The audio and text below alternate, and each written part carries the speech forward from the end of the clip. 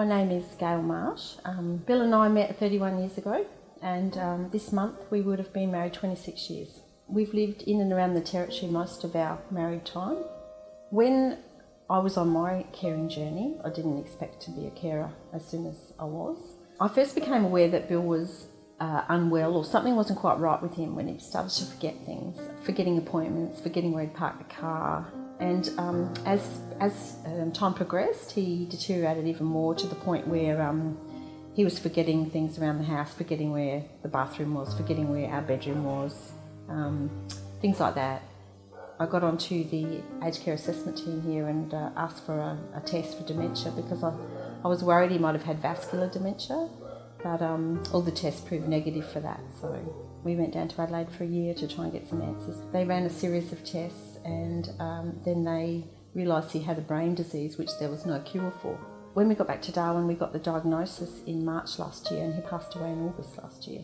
He deteriorated very quickly, to the point where he couldn't really do anything for himself. He was aware for a little while that things were changing, but progressively, as he got sicker, he lost that, which in a way was a blessing, because he didn't understand what was happening. So we just all rallied together as a family to provide as much support as we could. I think when you become a carer, and for the one you love, you're almost on automatic pilot, and you just jump in and do whatever you need to do. I didn't initially notice myself as a carer, but then as time went on, I was definitely a carer and had a good understanding of what a carer is. It's just something that you do. You don't even think about becoming a carer. You just do it.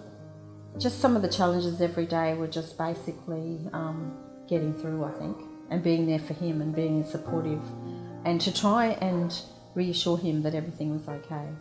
Well, obviously, we'd always, slept in the bed together, but as Bill became sicker, it was much better for him to sleep on his own, because he was sort of straddling the bed sometimes.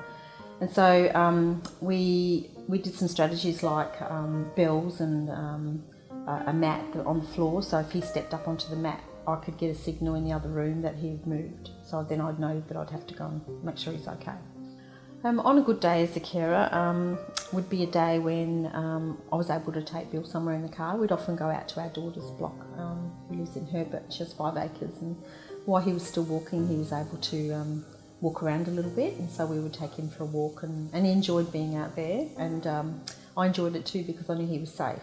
And on a bad day was when his legs just wouldn't move, even though he was trying, and they just wouldn't go one after the other.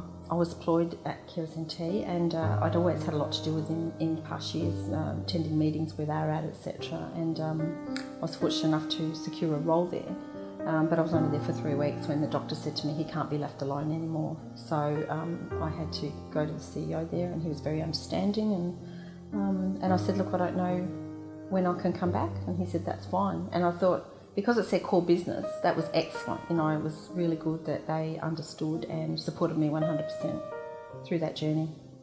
I think it's very important for workplaces to support carers, because they're not only juggling their work life, they're juggling their home life and the person they're caring for as well. Some of the signs when you need to have a little break, when you're caring for someone, is if you're getting overwhelmed, you're not sleeping, it all just seems too much. And but you know that you want to do it, but physically and mentally you're drained. So it's about taking some time out for you. Whether it's a good friend who comes to sit with your loved one, which I did that. A couple of guys that Bill worked with, their wives actually came and sat with Bill and gave him a foot massage, and so tapped into all those resources that were there. Reluctantly in the beginning, but as time went on, I was very grateful for that, and it helped me survive the journey.